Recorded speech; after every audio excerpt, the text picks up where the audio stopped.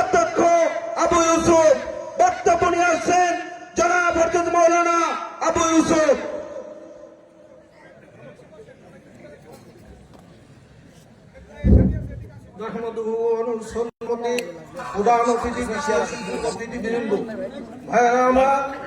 আমাদের এই দেশটা আমরা 1971 সালে স্বাধীনতা অর্জনের মানবতার স্বার্থে আমরা সকলে ঐক্যবদ্ধ হয়ে ইসলামকে যদি ক্ষমতায় যেতে পারি, ইনশাআল্লাহ দেশের মানুষের আশার প্রতিফলন ঘটবে ইনশাআল্লাহ। আজকে যারা এখানে সমবেত হয়েছেন সকলকে আমরা ইসলামী আন্দোলন বাংলাদেশ বেতাগী উপজেলা শাখার পক্ষ থেকে আন্তরিক মোবারকবাদ ও শুভেচ্ছা জানাচ্ছি।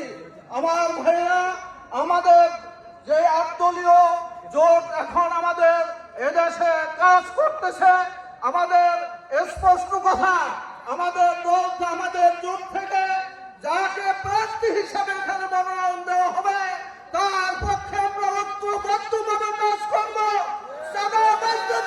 দেশ থেকে বিতাড়িত করে ছাড়বো ইনশাআল্লাহ। আমরা এখনো ঐক্যবদ্ধ হই। আমরা যদি আমাদের ভাগ্যের পরিবর্তন ঘটাবার জন্য আমরা সচেষ্ট না হই, আল্লাহ পাক আমাদের ভাগ্যের পরিবর্তন ঘটাবে না। কাজে সবাই দুদত্ত আহ্বান জানিয়ে আমি আমার সংক্ষিপ্ত আলোচনা অধ্যক্ষ সৈয়দ মঞ্জুরুর মুর্তজা হাসান মামুন। নারায়ে তাকবীর।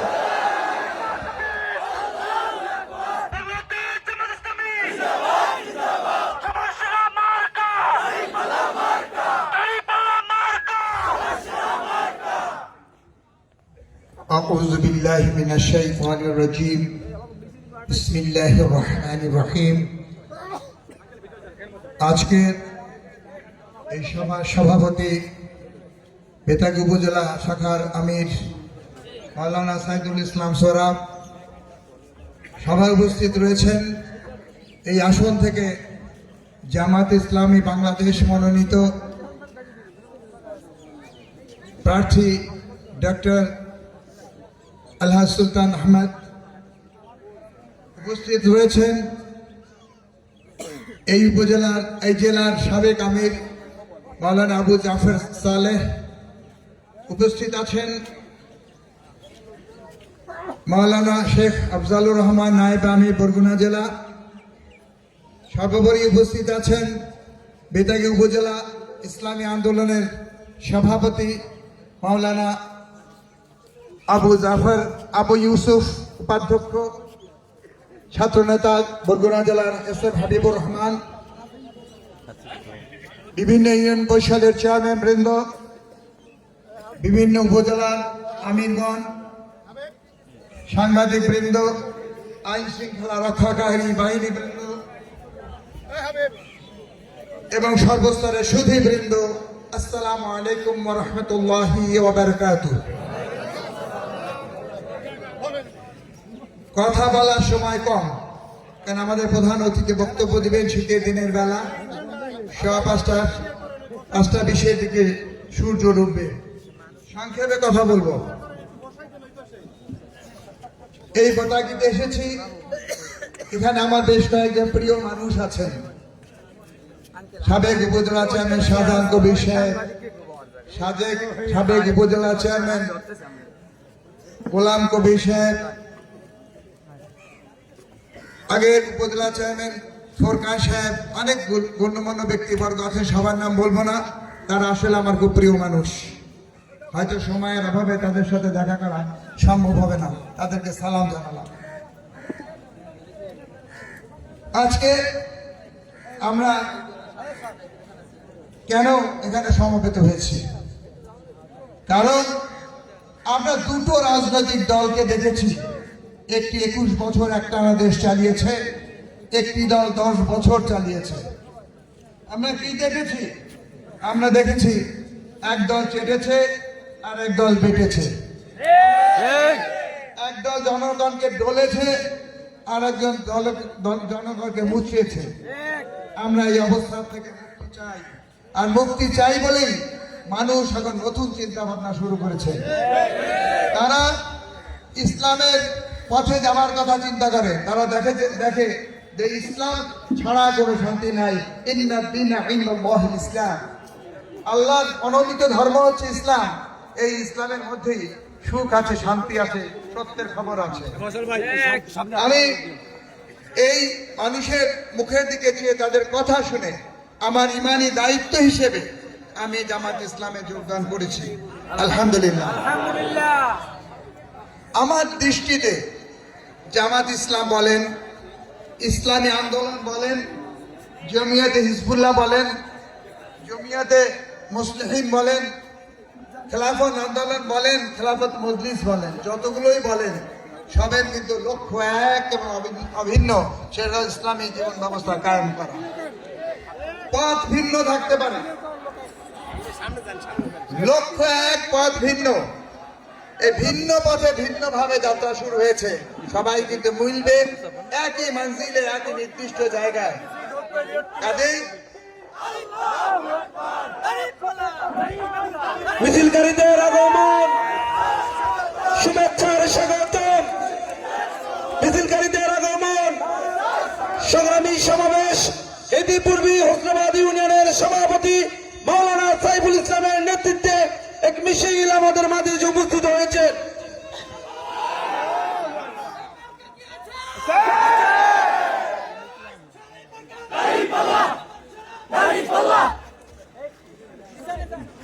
আমরা যা বলছিলাম যে নাম ভিন্ন ভিন্ন থাকলেও ইসলামী চেতনায় যারা পরিচালিত, ইসলামী ধারণায় যারা উদ্বুদ্ধ, তাদের লক্ষ্য সবার এক, ইসলামী জীবন ব্যবস্থা কায়েম করা। আমি একটা উপমা দিয়েছিলাম সেদিন মামলার মিটিং এ, সংক্ষেপে দিচ্ছি। তেল, সরিষার তেলেও রান্না যায়, সয়াবিন তেলেও রান্না করা যায়, সূর্যমুখী তেলেও আজকাল রান্না করা যায়। তেল যা হোক, সবার উদ্দেশ্য কিন্তু রান্নায় ব্যবহৃত হওয়া। রাঁধতে বাবুর্চি যদি ভালো হয়, তার রান্নাটা ভালো হবে, আর বাবুর্চি দুর্বল হলে রান্না দুর্বল হবে। আমি মনে করেছি যে আমাদের এই যারা দল আছে, এদের যদি সবাই মিলে একসাথে পরামর্শ করে রান্না করতে পারে, তাহলে নিশ্চয়ই ইসলামে পতাকা উড্ডীন হবে বাংলাদেশে। আজকে বামনা পাথরঘাটা বেতাগী একটা আসন, এই আসন থেকে বেতাগীকে কেটে দেওয়ার জন্য অনেক দরখাস্ত, আবেদন, নিবেদন হয়েছে। আমি প্রত্যেকবার, আপনারা দেখেন, ফেসবুকে লিখেছি, কয়েকবার ইলেকশন কমিশনে লিখেছি। আমি বলেছি বেতাগী বামনা পাথরঘাটাকে একসাথে রাখার জন্য। আমার লেখালেখিতে কিছু হয় নাই, কিন্তু আল্লাহর রহমতে এটা রয়ে গেছে। কারণ আমি বলেছি যে বামনা খুব ছোট্ট একটা উপজেলা, আমাদের ৬৯,০০০ ভোট। এই আমাদের ৬৯,০০০ ভোটের ছোট্ট উপজেলা আমরা চাই, আমরা মাঝে থাকবো। বেতাগী পাথরঘাটা দুই বড় ভাই আমাদেরকে বুকে নিয়ে থাকবে, আমাদের মাঝে বড় হবো। এবং আল্লাহর রহমতে সফল হয়েছে। আমরা চাচ্ছি যে বেতাগী দীর্ঘকাল বঞ্চিত হয়েছে, কোনো গণপ্রতিনিধি পায় নাই। আমাদের দেশে গণপ্রতিনিধির উদ্দেশ্য হচ্ছে যে যে ওয়ার্ড থেকে হয়, যে চেয়ারম্যান যে এলাকা থেকে হয়, সেই এলাকার উন্নয়ন করে। বেতাগী উন্নয়ন বঞ্চিত, এই উন্নয়ন বঞ্চিত এলাকার জন্য আমরা ভাবছি যে বেতাগী থেকে যদি একজন সংসদ সদস্য আপনাদের নির্বাচিত হয়, তা আপনাদের বেতাগীর ভাগ্যের পরিবর্তন হতে পারে ইনশাআল্লাহ।